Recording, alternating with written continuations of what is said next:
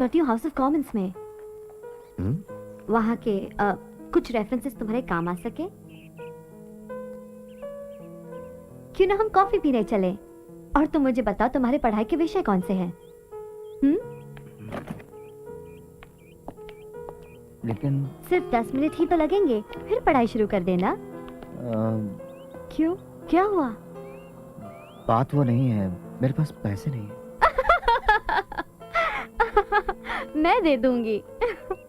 Oh come on, यकीन मानो इससे मेरा दिवाला नहीं निकलेगा। Good evening Ambedkar. Good evening. मैंने तुम्हारा मूक नायक पढ़ा, डम्ब हीरो। तुम लिखते अच्छा हो, लेकिन मुझे तुम्हारे विचार पसंद नहीं। कोई ताज्जुब की बात नहीं है। बाय द वे, पता है शाहू महाराज नहीं रहे।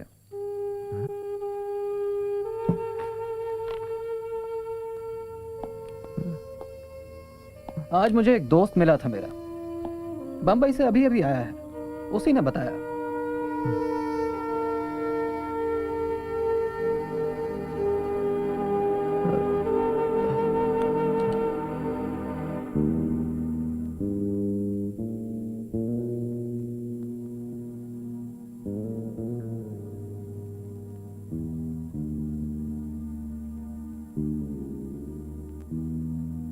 For as in Adam all men die, even in Christ shall all be made alive.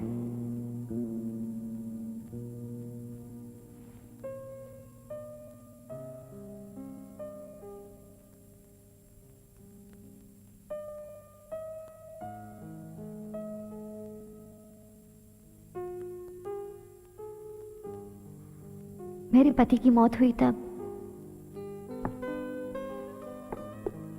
मैं भी मरना चाहती थी। मैं बहुत खुदगर्जी से पेश आया। मैंने तुम्हारे बारे में कभी पूछा ही नहीं। कुछ बताने लायक है भी नहीं। लड़ाई में मारे गए वो। और बच्चे? मैं अपने माँ के साथ रहती हूँ। एक वही बची है मेरे लिए। मैं दुआ करता हूँ कि भगवान तुम्हें हमेशा खुश रखे।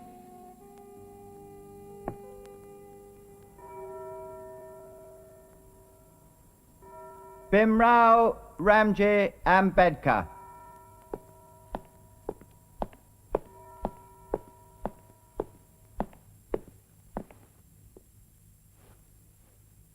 I hereby call you to the bar and do publish you barrister.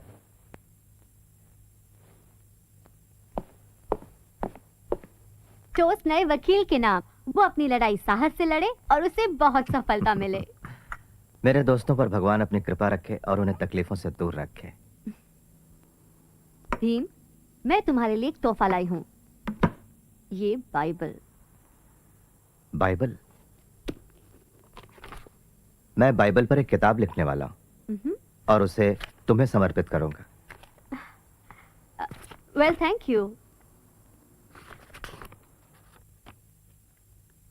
Ambedkar, तुमने सोचा होगा कि मैंने तुम्हें मुबारकबाद देने के लिए यहां बुलाया है। तुम्हें निराश करने के लिए मुझे अफसोस है, लेकिन तुम्हें इसे दोबारा लिखना होगा। तुम्हारे निष्कर्षों से हमारा कोई विरोध नहीं है, मगर मेरे ख्याल से वो गलत है। एग्जामिनर्स का भी यही मानना है। फिर भी हम किसी को अपने विचार बदलने के लिए नहीं कहेंगे, महज इसलिए कि हम चाहते हैं। इसलिए तुम अपने निष्कर्षों को वैसे का वैसा ही रखो अंबेडकर। सिर्फ अपने तेवर थोड़े से बदल दो, मतलब कि अपनी भाषा। ये एक इकोनॉमिक्स थीसिस की बात है अंबेडकर, हुकूमत को नीचा दिखाने का जरिया नहीं।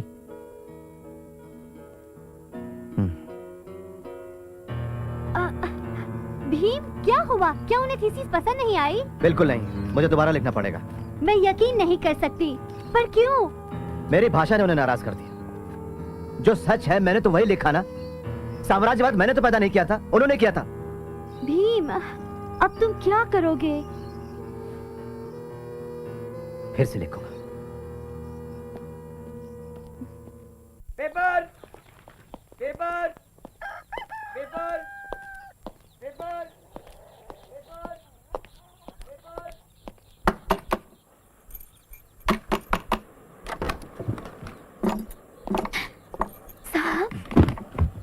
अचानक मैं लक्ष्मी भाई ने रुको तो, पहले मैं तुमसे तो मिल लूं। कैसी हो? रमा कौन है? साहब साहब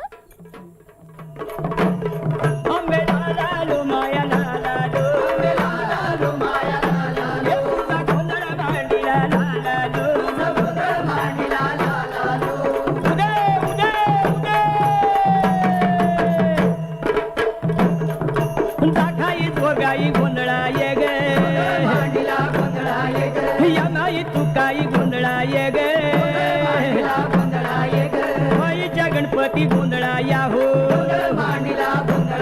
आणि उरले सुरले गोंधळाया हो यशवंत, ये पेन और कंपास बॉक्स तुम्हारे लिए। कल बाजार जाएंगे और नए कपड़े खरीदेंगे तुम्हारे लिए, तुम्हारी माँ और लक्ष्मी बहनी के लिए भी। ये है मेरी लॉ डिग्री। जानती हो उन्होंने क्या कहा? Bhimrao Ramji Ambedkar, I hereby call you to the bar and do publish you barrister.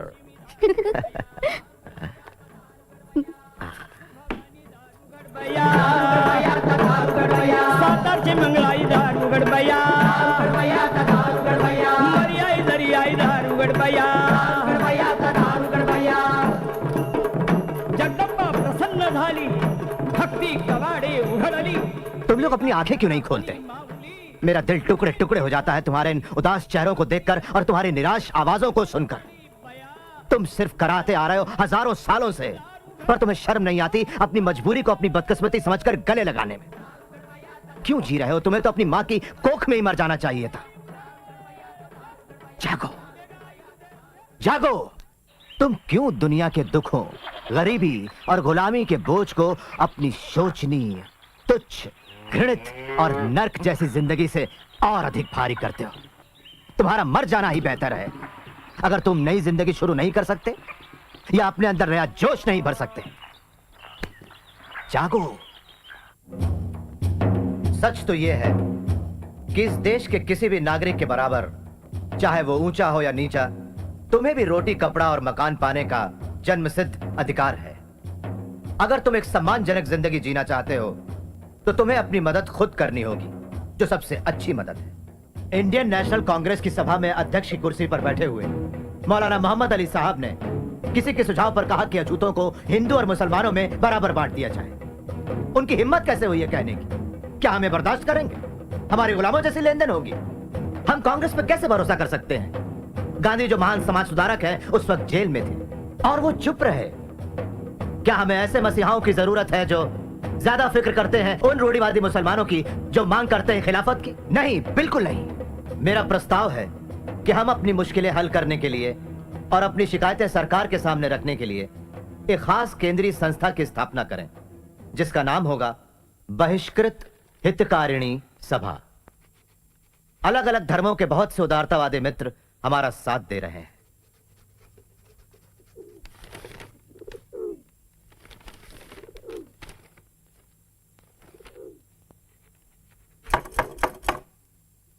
साहब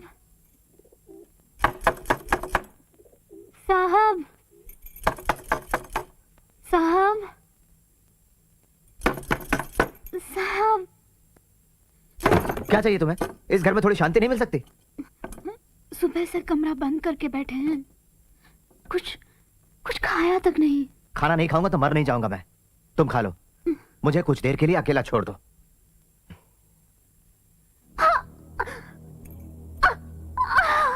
रामू, क्या हुआ? रामू, क्या बात है? क्या हुआ? प्रिय दत्तोबा, हमारे बेटे राजरत्न ने मेरे व्यस्त जीवन में खुशियां भर दी हैं। जब मैं इसे देखता हूं तो मुझे अपने पिताजी का प्यार और ममता याद आती है। मैं अपने आप को एक अच्छे वकील के रूप में स्थापित करने की पूरी कोशिश कर रहा हूं, फिर भी नीची जाति का होने से हर चीज मुश्किल हो जाती है। तब राजरत्न सब भुला देता है। भीमराव, भीमराव, राजरत्न बहुत बीमार है, आप जल्दी चलिए।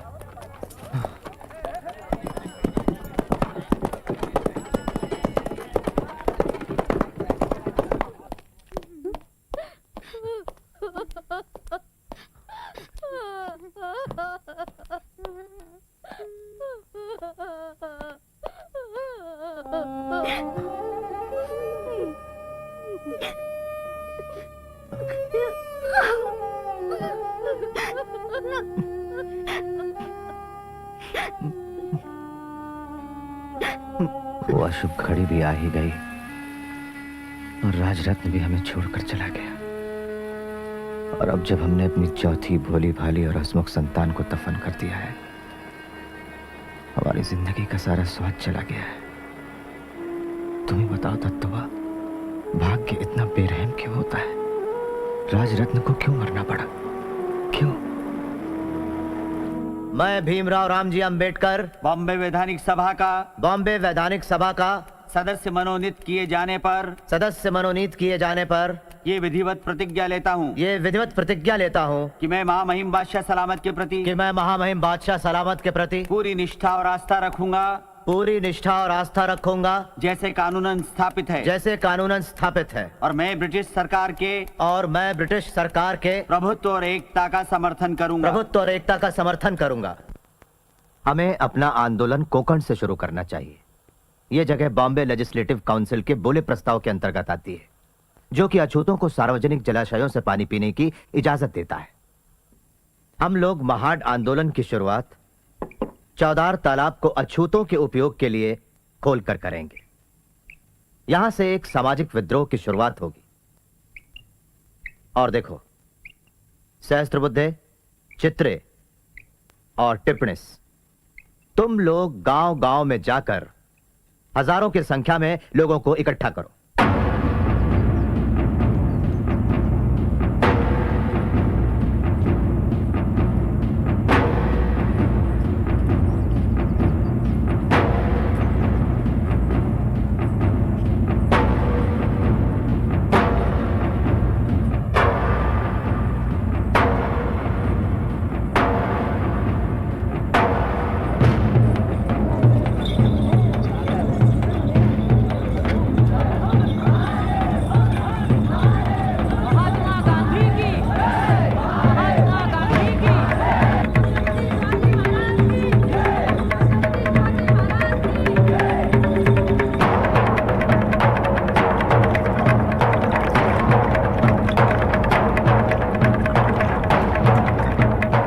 आखिर में उन्होंने कॉन्फ्रेंस के लिए एक तमाशा थिएटर किराए पे लिया है और भारी संख्या में लोग महाड़ की तरफ कूच कर रहे हैं।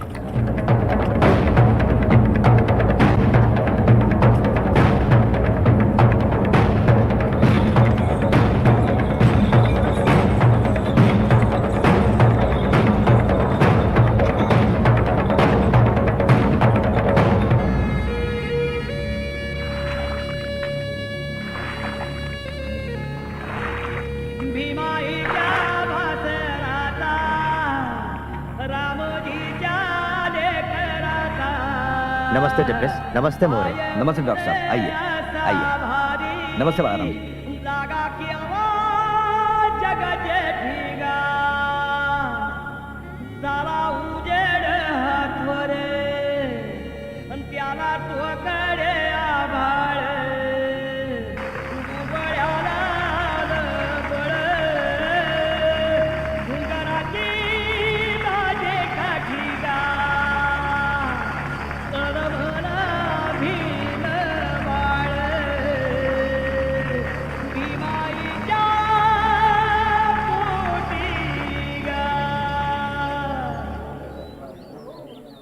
भाइयों और बहनों, मुझे इस परिषद का अध्यक्ष बनाकर आपने जो इज्जत दी है, मैं उसके लिए आपका आभारी हूं।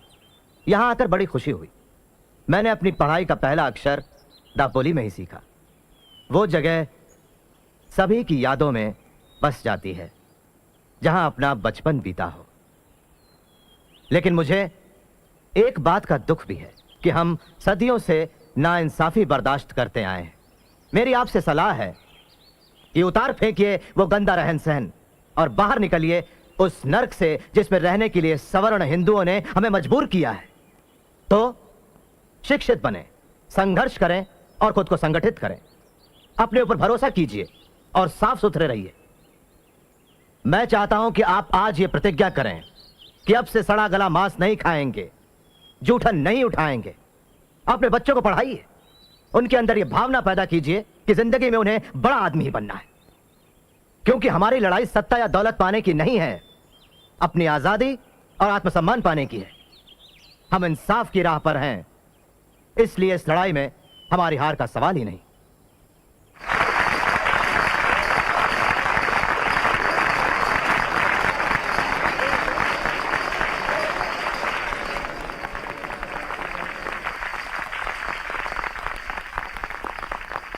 महाड के अछूतों को पीने का पानी बड़ी मुश्किल से मिलता है। उनकी समस्या दूर करने के लिए महाड म्युनिसिपैलिटी ने बोले प्रस्ताव के अंतर्गत चौदार तालाब 1923 में ही जनता के लिए खोला है। इसके बावजूद महाड के अछूतों ने इस प्रस्ताव पर अमल नहीं किया है। क्यों? क्योंकि साफ जाहिर है वे डरते हैं। मैं परिषद से अपील करता हूं कि वो इस मामले में दिशा दें। तो क्यों ना हम शांतिपूर्वक चौदार तालाब चलें और पानी पिए, जो हमारा कानूनन हक है। चलो चौदार तालाब।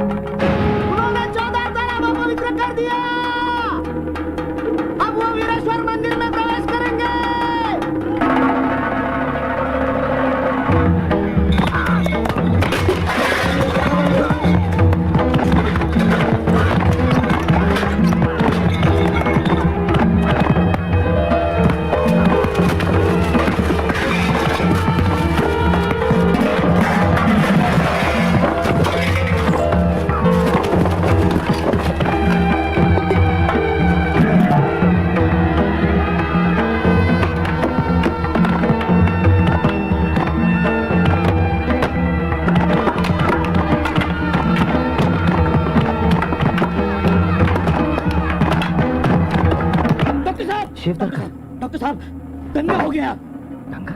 हाँ, दंगा। उनके हाथों में लाठियां हैं और वो हमारे लोगों को बेरहमी से पीट रहे हैं।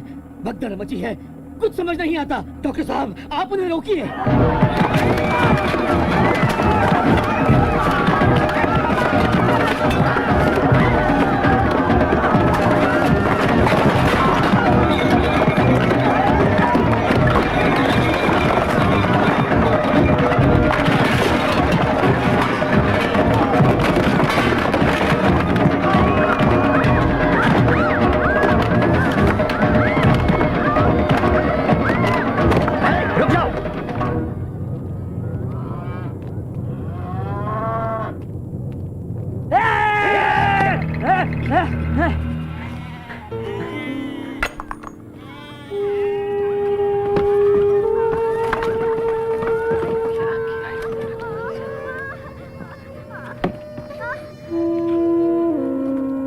बेरहम जानवर, कितने वहशी हैं ये लोग। डॉक्टर अंबेडकर जी, क्या आप अपने लोगों को काबू में करेंगे? अपने लोगों को? हाँ।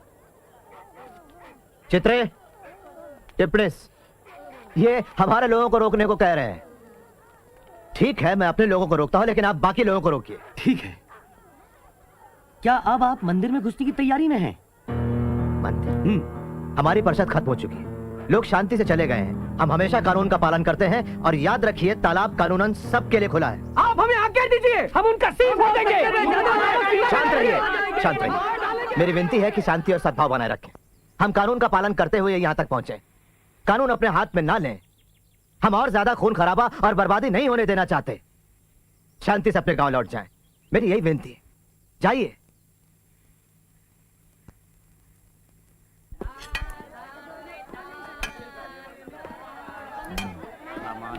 हुई है ना, उसने कुछ खाया। तेरी ही फिक्र में बीमार हुई है वो। तुम अपने परिवार की बिल्कुल चिंता नहीं करते। मुझे पता है मैं क्या करूं। सुनो, मैं तुम्हारा बड़ा भाई हूँ। भीवा! भीवा! भीवा! जब तू पढ़ रहा था तेरे बीवी बच्चों को किसने पाला? जब जब तेरे पास एक भी पैसा नहीं था, बता मुझे किसने पाला? तुम्हारा इस घर में कुछ भी नहीं है, कुछ भी नहीं। घर के सारे बर्तन भी मेरे पैसों से खरीदे गए हैं, मेरे पैसों से, समझे तुम? तो उठा कर ले जाइए। ठीक है, मैं सब लेके जाऊंगा। सारे बर्तन मेरे हैं, मैंने खरीदे हैं। सारे ही तो बर्तन मेरे हैं। क्या कर रहे हैं आप? छोड़िए। छोड़ दो मुझे, छोड़ दो तुम मुझे।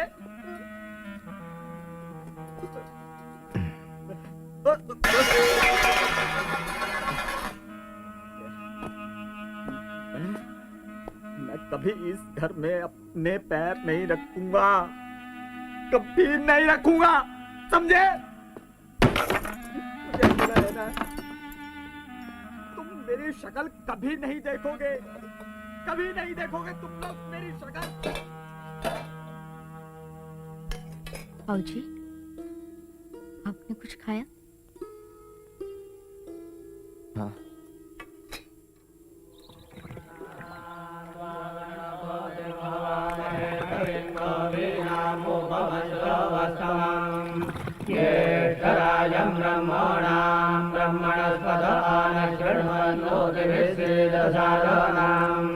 ओम तत्सवितुर्वरेण्यं भर्गो देवस्य धीमहि धियो यो न प्रचोदयात्। ओम गन्धद्वारान् जराधर्षान् नित्यपुष्टान् गरीषीन् ईश्वरीं सर्वभूतानां। प्यारे पाठकों, मूक नायक को बंद करना पड़ा। उसकी जगह मैं एक नया पाक्षिक शुरू कर रहा हूं, जिसका नाम होगा बहिष्कृत भारत, जो पीड़ित वर्ग की शिकायतों को आवाज देगा। मैं दूसरी उपजातियों से भी अनुरोध करूंगा कि वो एक होकर महाट के सत्याग्रह को मजबूत बनाएं। आपके लिए टेलीग्राम है अमेरिका से। आपको बधाई दी है। लिखा है आपने एक अभूतपूर्व सामाजिक क्रांति की नींव रख दी है। क्या उन्हें ये मालूम नहीं कि तालाब शुद्ध कर दिया गया है? एक और टेलीग्राम बनारस से आया है। लिखा है, हम आपकी हरकत का विरोध करते हैं। इन हरकतों से बाज नहीं आए तो ठीक नहीं होगा। अरे यार, 2 चाय ले, 4 नंबर पे। फारूक भाई, हमें कुछ खाने को दीजिए। और बहिष्कृत भारत का नया अंक। सारी प्रतियां बिक गईं। शाबाश। काउंसिल की मीटिंग कैसी रही? तूफानी। तो बताओ, क्या स्थिति है महाड में? मोरे, सवर्णों ने उन अछूतों के बहिष्कार की घोषणा की है जो महाड़ आए थे। वहाँ के सारे गांव में हमारे लोगों को कड़ी परेशानियों का सामना करना पड़ रहा है। सवर्ण उन्हें अनाज तक नहीं देते। कोई ना कोई बहाना ढूंढकर मारपीट करते रहते हैं। कईयों को तो जेल में डाल दिया। उन्होंने मुझे भी इतना मारा कि उनके नसीब में है सिर्फ धमकियां और अत्याचार। और महाड़ म्युनिसिपल काउंसिल ने तो प्रस्ताव पास किया है कि 14 टैंक अछूतों के लिए बिल्कुल खोला नहीं जाएगा। जानलेवा बीमारियों का इलाज सख्ती से करना पड़ता है। भाइयों और बहनों, ये पत्र गैर ब्राह्मण आंदोलन के नेता श्रीमान जवड़कर की तरफ से आया है। लिखते हैं, हम महाराष्ट्र के गैर ब्राह्मण नेता ये घोषणा करते हैं कि आपके सत्याग्रह को हम तन मन से सहयोग देंगे, लेकिन एक शर्त है, कोई ब्राह्मण इस आंदोलन में शामिल नहीं होगा। ये मान लेना गलत है कि सारे ब्राह्मण अछूतों के दुश्मन हैं। निजी तौर पर मुझे ब्राह्मणों से घृणा नहीं है, मुझे घृणा है ब्राह्मणवाद की भावना से, जो कि ब्राह्मणों और गैर ब्राह्मणों दोनों में हो सकती है। ये तय हुआ है कि 25-26 दिसंबर 1927 इन दिनों हम सबका महाड में सत्याग्रह होगा। हर हर महादेव! हर हर महादेव! डॉक्टर भीमराव अंबेडकर की जय! डॉक्टर भीमराव अंबेडकर की जय! डॉक्टर भीमराव अंबेडकर की जय! डॉक्टर अंबेडकर, मैं फैरेंट, police superintendent, collector mister Hood आपसे मिलना चाहते हैं। Please come. भाइयों, महाड जाते समय कड़ा अनुशासन बनाए रखें। अनुशासन के बिना सत्याग्रह की ताकत कम हो जाती है। नेतृत्व चित्रे करेंगे, मैं बाद में शामिल होऊंगा। सहस्त्रबुद्धे जी आइए। चलो महाड! अस्पृश्यता नष्ट करो! अस्पृश्यता नष्ट करो! डॉक्टर अंबेडकर की जय! डॉक्टर अंबेडकर की जय!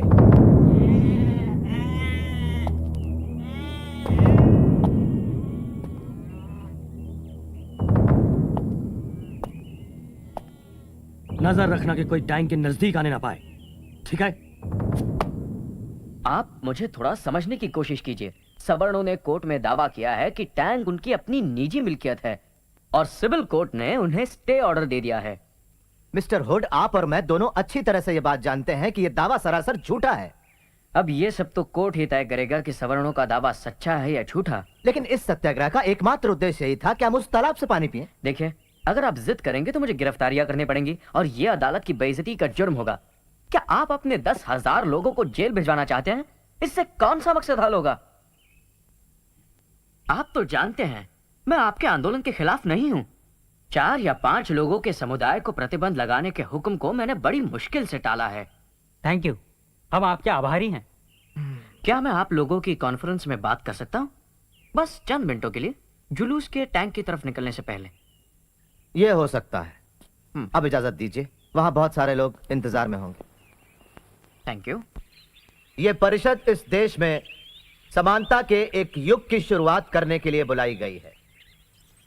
हिंदुस्तानी इतिहास में इसकी कोई मिसाल नहीं है। मैं इसकी तुलना सिर्फ उस मीटिंग से करूंगा जो फ्रांस में सन 1789 में हुई थी और जो फ्रांसीसी क्रांति की शुरुआत थी। हमारी परिषद हिंदुस्तान में ऐसी ही एक सामाजिक क्रांति की शुरुआत है। हम एक लड़ाई का ऐलान करने के लिए जमा हुए हैं और याद रखिए, हमारा उद्देश्य सिर्फ छुआछूत दूर करना ही नहीं है, बल्कि उसकी जड़ को, जाति प्रथा को ही यहां से उखाड़ फेंकना है। हम लोग कोई अमर नहीं हो जाएंगे पानी पीने से उस तालाब का, लेकिन हमारा यह कदम साबित करेगा कि हम लोग भी इंसान हैं। हमें यह सिद्धांत लागू करना है कि हिंदुस्तान में किसी भी व्यक्ति की योग्यता उसके जन्म के अनुसार नहीं, बल्कि उसके गुणों से तय होगी। यहां हम हिंदुस्तानी समाज की नई रचना करेंगे, जहां ना ही जाति प्रथा होगी और ना ही वर्ग भेद होगा।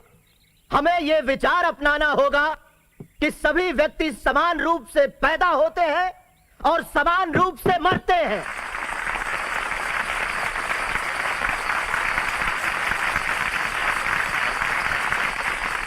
चलो नष्ट करें असमानता से भरे हुए पौराणिक हिंदू धर्म ग्रंथों की सत्ता को।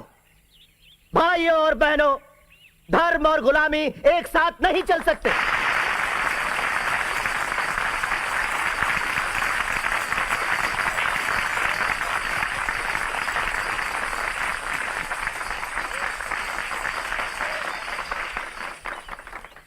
भाइयों और बहनों, वैसे तो जन्म से मैं ब्राह्मण हूं, लेकिन मनुस्मृति के सिद्धांतों का स्पष्ट निंदक हूं।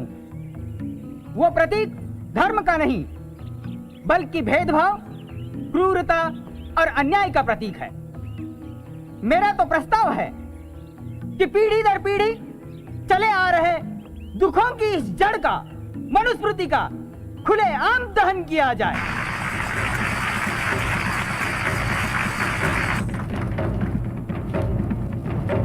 क्षुद्रतु कार्ये दास्यम कृतभकृतमेव वा दास्यायौ हि सृष्टोऽसौ ब्राह्मण्यास्य स्वयं भुवा।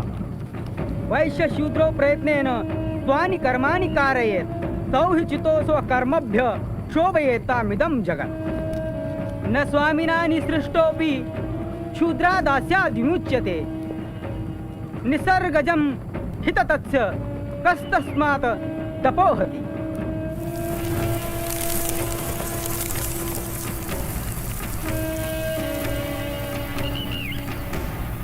प्रिय भावराव, कांग्रेस ने साइमन कमीशन का बहिष्कार किया है और मोहम्मद अली जिन्ना ने भी, लेकिन अपने खिलाफ तमाम गुस्से और आग के बावजूद भी मैं कमीशन को मिलने जाऊंगा। इस मुश्किल घड़ी में मुझे बड़ा राम भाव की याद आ रही है। वो अगर जिंदा होते तो उन्होंने मुझे पूरा सहयोग दिया होता। लॉ कॉलेज में पढ़ाने के बाद आज मैं पूना जा रहा हूँ। वहां कल मेरी साइमन कमीशन के साथ मीटिंग है। साहब, अपना ख्याल रखना। मड़के बुआ कह रहे थे आपके दुश्मन कभी। रामो, तुम्हें अभी भी बुखार है, दवाइयां लेना मत भूलना। मैं अपना ध्यान रखूंगा। तो आप ये बात खास तौर पर चाहते हैं कि अछूतों को सरकारी नौकरियां मिले? जी, निश्चित रूप से। क्यों ऐसा चाहते हैं आप? कानून के अमल के मामले में हमारा अनुभव बहुत ही बुरा है। अधिकतर मामलों में कानून का उपयोग पिछड़ी जाति के लोगों के विरुद्ध हुआ है। मैं मानता हूं कि आप अछूतों की बेहतरी के लिए हमेशा कोशिश में रहे हैं, लेकिन क्या सवर्ण आपकी इस काम में मदद करते हैं? ऊंची जाति के सभी हिंदू नीची जाति के लोगों को गंदा काम करने पर मजबूर करते हैं। वो सोचते हैं कि अछूत अगर ये काम करना छोड़ देंगे तो उनका जीवन स्तर सुधरने लगेगा और वो सवर्णों की हर स्तर पर बराबरी करेंगे। हिंदुस्तान का संविधान अछूतों के साथ सही बर्ताव करे, इसके लिए आपके मुताबिक क्या सही तरीका हो सकता है? सबसे पहली बात तो मैं आपके सामने ये रखनी चाहूंगा, हमारा यह दावा है कि पिछड़ी जाति वालों को हिंदू जाति से अलग रखकर अल्पसंख्यकों की तरह बर्ताव किया जाए। दूसरी बात, पिछड़ी जाति के अल्पसंख्यकों को दूसरे किसी भी अल्पसंख्यक जाति से अधिक राजनीतिक संरक्षण की आवश्यकता है। वो भी इस वजह से क्योंकि अछूत हमेशा शिक्षा के क्षेत्र में पिछड़ा हुआ, आर्थिक दृष्टि से गरीब, सामाजिक रूप से गुलाम और यहां तक कि राजनीतिक दृष्टि से कमजोर रहा है और किसी भी अन्य संप्रदाय की तुलना में। इसलिए हमारा दावा है आरक्षण का, और वो भी वयस्क मताधिकार के साथ। और वयस्क मताधिकार ना हो तो फिर हम स्वतंत्र चुनाव क्षेत्र चाहेंगे, कुछ और ऐसे संरक्षण चाहेंगे जिसमें उनके लिए अच्छी शिक्षा हो और सरकारी नौकरियों में उनका प्रवेश। मिस्टर सोलंकी, क्या आपका भी यही मानना है? हाँ, बिल्कुल। आपने अपनी जो ये योजना अभी हमारे सामने रखी, अगर उसे हिंदुस्तान के संविधान में शामिल कर लिया जाए तो क्या उससे हमेशा के लिए वर्ग संघर्ष शुरू नहीं हो जाएगा? हो सकता है, लेकिन ये बहुसंख्यकों के रुख पर निर्भर करेगा सर। आप एक दूरदर्शी राजनीतिज्ञ हैं और आप ऐसी मांगे हरगिज नहीं करना चाहेंगे। मेरा दृढ़ विश्वास है और मेरी ये इच्छा है कि कभी सारा हिंदुस्तान एक होगा, और यकीन है कि वो समय आएगा जब इन सब बातों की कोई आवश्यकता नहीं होगी। लेकिन वो निर्भर करेगा कि अल्पसंख्यकों के प्रति बहुसंख्यकों का रुख कैसा है। अछूतों के कुल कितने लोग हैं जो वकालत के पेशे में हो? मैं अकेला ही। और कोई सवाल gentlemen? Thank you doctor Ambedkar, mister Solanki. Thank you major Attlee. ब्रिटिशों के हस्तक, ब्रिटिशों के हस्तक, अंबेडकर, अंबेडकर, देशद्रोही अंबेडकर, अंबेडकर, अंबेडकर, देशद्रोही अंबेडकर। डॉक्टर साहब, क्या आपको ऐसा नहीं लगता जो लोग देश की आजादी के लिए शोर मचा रहे हैं उनका व्यवहार बिल्कुल असंगत है? हाँ, बिल्कुल। उन लोगों ने साउथ अफ्रीका में बसे भारतीयों और ब्रिटेन में बसे भारतीय विद्यार्थियों के साथ हुए अपमानजनक व्यवहार के खिलाफ तो जोरदार विरोध प्रकट किया, मगर साथ ही अपने देशवासियों और धर्म भाइयों को मानव अधिकारों से वंचित रखा। यह व्यवहार असंगत, खुदगर्जी भरा हुआ और बेशर्मी का है। इसलिए मेरा संपादकीय कहता है कि हमें पूरी ताकत के साथ कदम उठाना चाहिए ताकि ये पता चल जाए सवर्णों को कि छुआछूत का पालन करना उतना ही खतरनाक है जितना जबान पर दहकता हुआ कोयला रखना।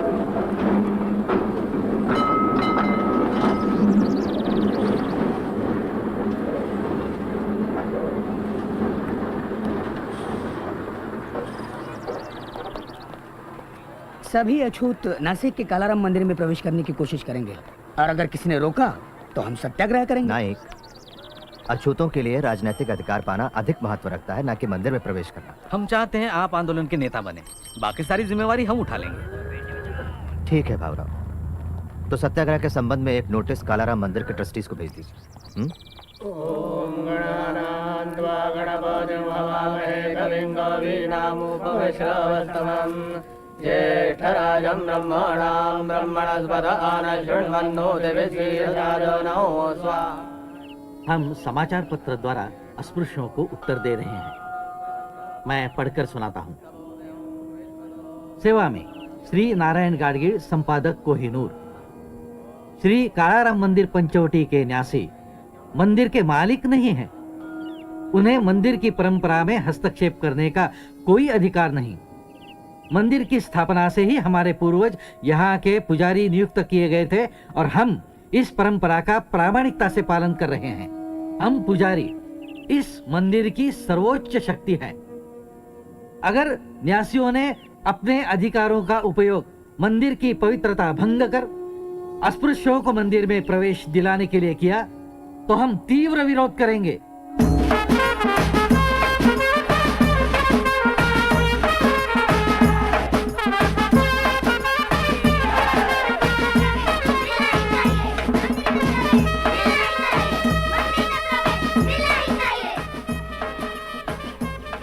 चलो जल्दी बाहर निकलो, मंदिर के चारों दरवाजे बंद करो।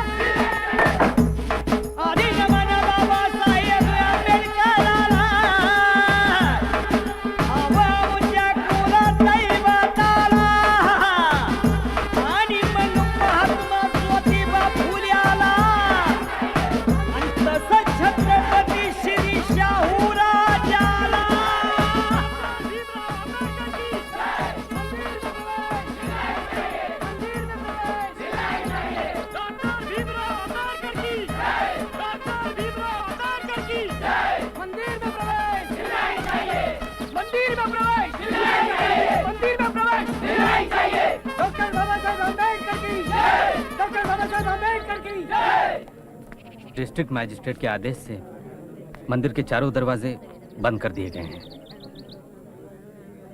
हमें किसी भी कीमत पर मंदिर में प्रवेश और भगवान की पूजा का अधिकार स्थापित करना है। मैं समझता हूं इसके लिए सत्याग्रह के सिवा कोई रास्ता नहीं। भावराव, लोगों को चारों द्वारों पर तैनात कीजिए, दक्षिण, उत्तर, पूर्व, पश्चिम। द्वार खुलते ही सबसे पहले प्रवेश करने वाले हम लोग होंगे। जो सुख पायो राम भजन में, जो सुख पायो राम भजन में, सो सुख नाई अमीरी में। मन लागो मेरो यार फकीरी में, मन लागो मेरो यार फकीरी में। डॉक्टर अंबेडकर, आपको नहीं लगता कि द्वार पर इकट्ठा होकर लोगों को अंदर न जाने देना एक जुर्म है? हाँ है मिस्टर गॉर्डन, मैं जानता हूँ। अगर मैं इंडियन पिनल कोड की धारा 144 लागू कर दूं तो आपके सिर्फ 4 लोग ही रह पाएंगे। इसके बावजूद भी हम लोग अपने अधिकार पाने के लिए संघर्ष करेंगे। छेड़ू ना पत्ता छेड़ू ना कोई जीव सताऊं, पात पात में प्रभु बसत है वही शीस नवाऊं। रथ यात्रा के संबंध में आप कौन सा कदम उठाने वाले हैं? हम अछूत भगवान का रथ खींचने वाले लोगों में शामिल हो जाएंगे और रथ में रखी हुई मूर्ति की पूजा करेंगे। यही तो परंपरा रही है। सवर्ण हिंदू मंदिर के मुख्य द्वार तक रथ खींच कर लाएंगे। द्वार से 10 फीट के बाद वो लोग रथ छोड़ देंगे और फिर उसके बाद आपके लोग रथ की रस्सी को खींचेंगे। क्या आपको ये मंजूर है? हाँ, मुझे मंजूर है। और क्या रंग चढ़ाऊं, कहत कबीर सुनो भई। हमें 50 लोग चुनने हैं उस रथ को खींचने के लिए। लेकिन 5000 लोगों में से 50 कैसे चुनेंगे? उन्हें चुनिए जो भारी भरकम और तगड़े हों।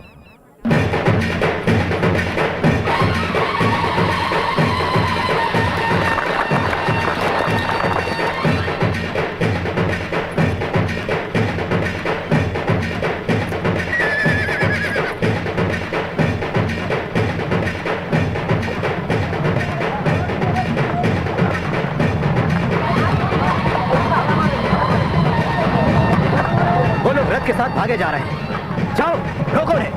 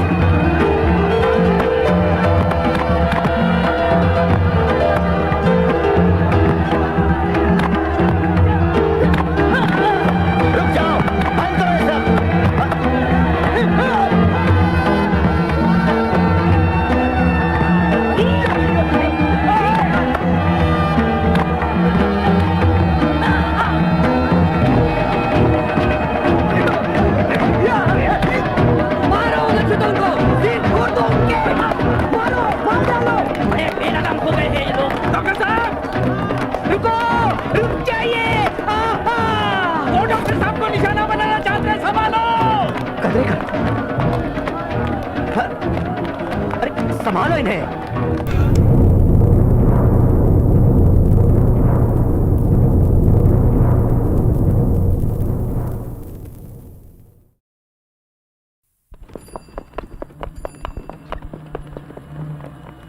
मेरी बात सुनो नाइक। जिला मजिस्ट्रेट की कार्रवाई और पुलिस को हटाने की धमकी से हमारे सामने अब यह साफ है कि अपने अधिकारों के लिए लड़ने वाले लोगों में सरकार की कोई रुचि नहीं है। ऐसी सरकार किसी के काम की नहीं है। मैं नासिक के मजिस्ट्रेट के निष्कर्षों से सहमत नहीं। इस मामले में अपना बयान मैं सरकार को पहले ही लिखकर भेज चुका हूँ, जो कि सही है। डॉक्टर साहब, कहिए। वायसराय साहब ने भेजा है। धन्यवाद।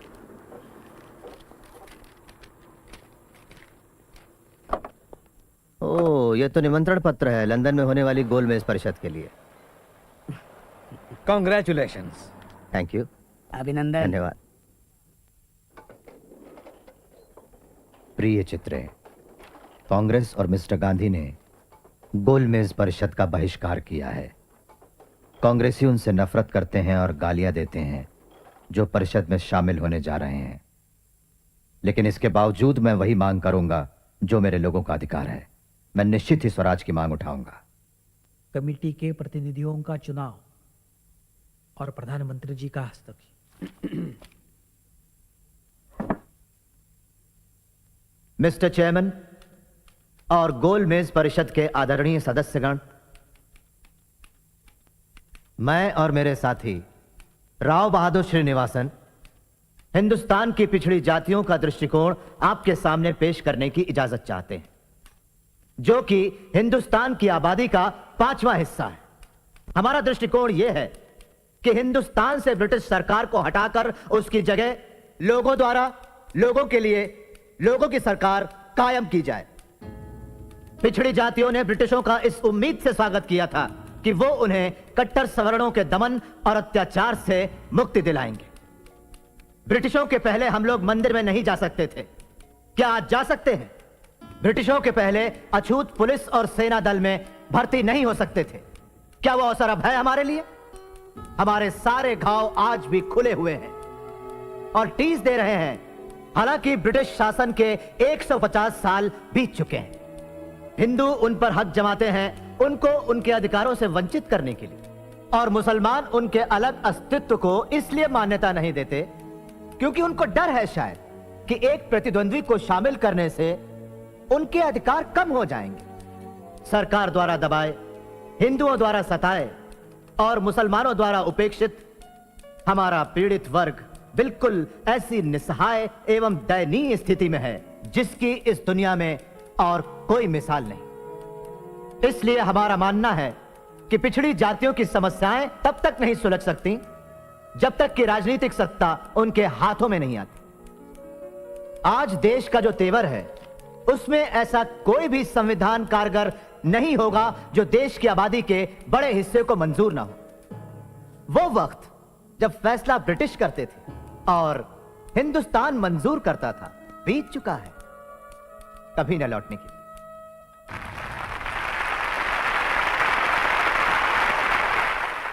डॉक्टर अंबेडकर, आज तुम छा गए। भाषण देने का आपका तरीका कॉन्फ्रेंस में सबसे अच्छा था। मैंने तो वही कहा जो सच्चाई है। बेटे, मुझे तुम पर बहुत नाज है। मुझे याद है जब पहली बार हम मिले थे, लगता है जैसे कल ही की बात। मैं चलता हूँ। अच्छा, गुड बाय। सर, जब बात चली रही है तो मैं आपके कर्ज के बारे में। कैसा कर्ज? मेरी पढ़ाई के लिए। ओह, वो स्कॉलरशिप था। डॉक्टर अंबेडकर, आप बहुत अच्छा बोले। Thank you. जी हाँ, मैं भी यही समझा था, लेकिन पिछले 6 साल से दीवान जी लगातार चिट्ठियां लिखकर वो कर्ज वापस करने की मांग कर रहे हैं। उन्होंने कॉलेज को भी चिट्ठी लिख दी जहां मैं पढ़ाता हूँ। ये उसका पागलपन है। मैं माफी चाहता हूँ बेटा, तुम उसकी चिंता मत करो।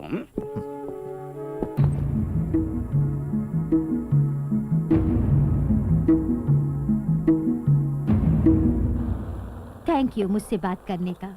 My pleasure. डॉक्टर अंबेडकर, मैं आपके आंदोलन को काफी समय से देखती आ रही हूँ, लेकिन एक बात मेरी समझ में नहीं आई। आप हमेशा से कांग्रेस के विरोधी रहे हैं। कांग्रेस ने गोल में सभा का बहिष्कार किया, लेकिन आप उसमें शामिल हुए। फिर भी हाल ही में आपने बचाव किया उन 47 कांग्रेसी सत्याग्रहियों का जो चिरनेर फायरिंग केस में शामिल थे। क्या ये अंतर्विरोधी नहीं? मिस रोजा एप्स्टाइन। हाँ, मिस एप्स्टाइन, मेरी स्थिति बिल्कुल अंतर्विरोधी नहीं है। मैंने कुछ सिद्धांतों की वजह से ये केस हाथ में लिया। मैं कांग्रेस से सहमत नहीं हूँ, लेकिन मैं ये मानता हूँ कि हर नागरिक को आंदोलन करने का अधिकार है। लोगों के अधिकार और स्वतंत्रता सरकार के टिकने से कहीं ज्यादा महत्वपूर्ण होते हैं। लेकिन खुद गांधी जी ने बुलावा क्यों भेजा? जाहिर है भेड़ों जैसे हमारे झुंड को अपने साथ शामिल करना होगा। उनके असर से बचे रहना। वो भगवान नहीं है। हम अपनी बात पर कायम रहेंगे।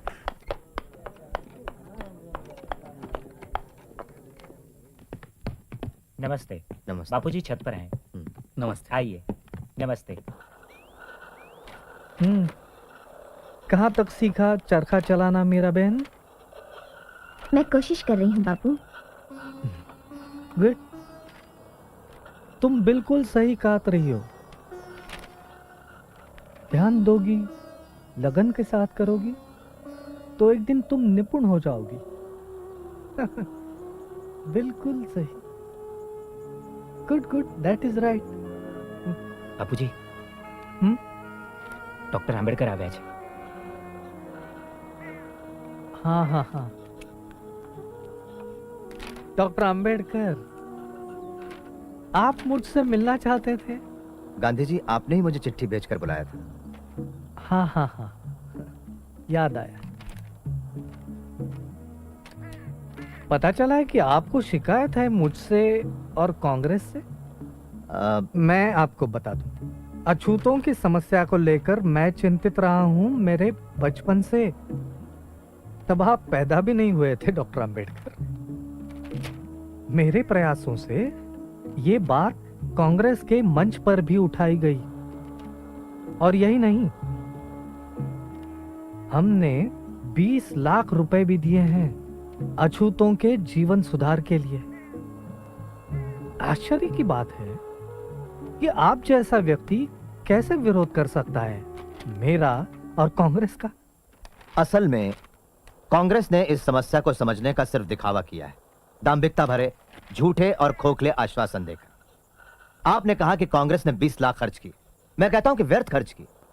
अगर कांग्रेस अपना दायित्व समझती है तो कांग्रेस का सदस्य बनने की शर्त होनी चाहिए छुआछूत ना मानना, ना कि खादी पहनना। आप कहते हैं कि ब्रिटिशों के मन में हमारे लिए कोई बदलाव नहीं आया।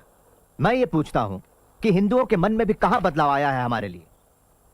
जब तक वो अड़ियल बने रहेंगे तब तक हम विश्वास नहीं करेंगे हिंदुओं पर, कांग्रेस पर या किसी महात्मा पर। इतिहास साक्षी है कि महात्मा हवा के झोंके जैसे होते हैं, जो धूल तोड़ाते हैं लेकिन ठोस कुछ नहीं करते।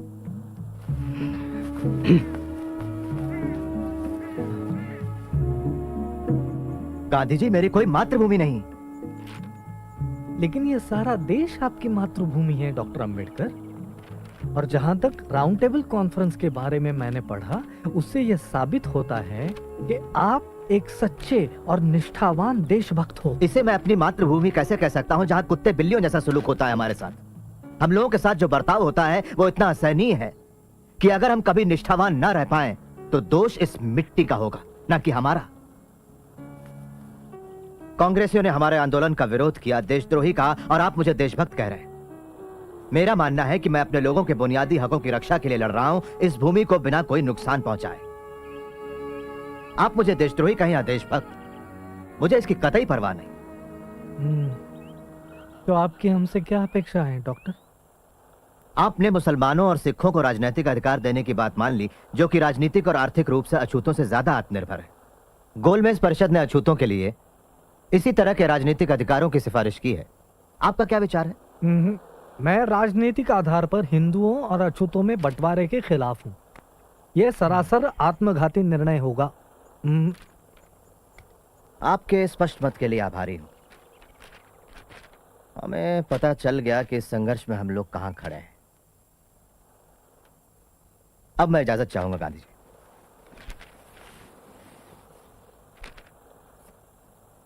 इतना असंयम? महादेव भाई। जी बाबू। उन्होंने ऐसा क्यों कहा कि उनकी कोई मातृभूमि नहीं? शायद महार होने के नाते ऐसा सोचते हो। डॉक्टर अंबेडकर क्या महार हैं? सारी दुनिया जानती है बापू। सारी दुनिया जानती होगी पर मैं नहीं। मुझे किसी ने क्यों नहीं बताया उनके बारे में?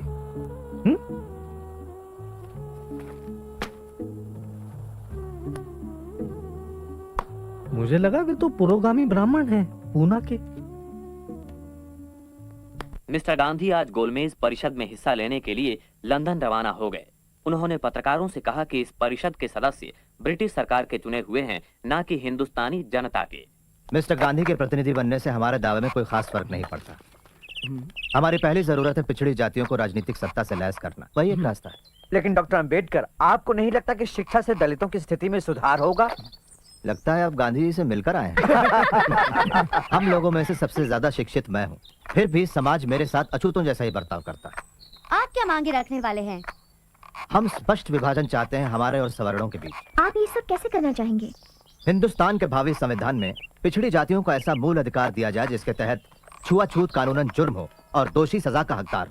लेकिन डॉक्टर अंबेडकर, मिस्टर गांधी ने कहा है कि स्वतंत्र निर्वाचन क्षेत्रों का परिणाम गंभीर होगा और जो अछूत हैं वो फिर भी अछूत ही रह जाएंगे। उन्हें कहने दीजिए। आप 2000 साल से बह रही धारा को रोककर उसे विरुद्ध दिशा में नहीं बहा सकते।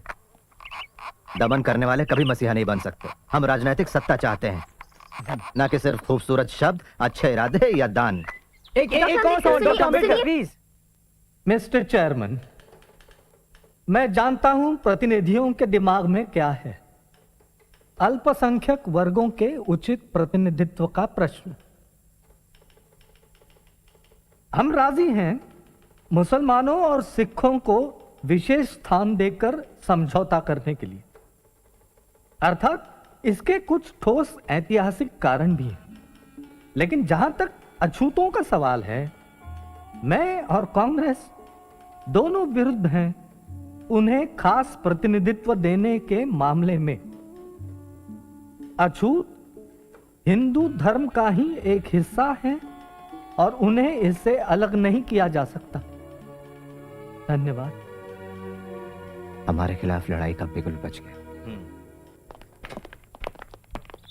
भीम, क्या हुआ? उन्होंने अल्पसंख्यक कमेटी को स्थगित कर दिया है।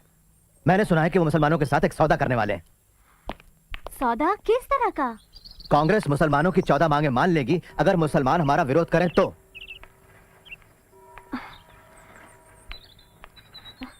मेरी कुछ समझ में नहीं आता। तुम्हें जरूर कोई गलतफहमी हुई है। वो इतने बड़े संत माने जाते हैं, वो तुम्हारे साथ नाइंसाफी नहीं करेंगे। संत? वो एक मंझे हुए राजनेता है फैनी। कोई रास्ता नहीं बचता तो मिस्टर गांधी फिर षड्यंत्र करते हैं।